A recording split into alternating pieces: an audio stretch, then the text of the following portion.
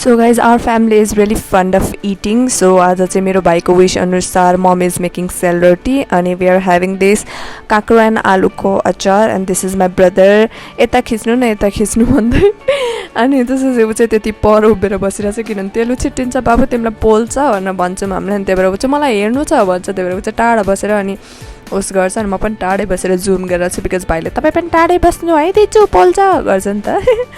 अनि look how perfectly round it is. हल्का चाहिँ रहेनछ ज़्यादा तारीफ कर दिया लगता है। अनि and it's round, well that's pretty good। अनि look this is my mother घुवाइ झ्वाइ कस्तो मजाले घुमाउनु भएको मामी तपाईले। अनि हामीहरूले चाहिँ यसलाई मिठो मान्दै खाएका थियौँ किनभने मम्मीले मिठो गरी पकाइदिनु भएको थियो।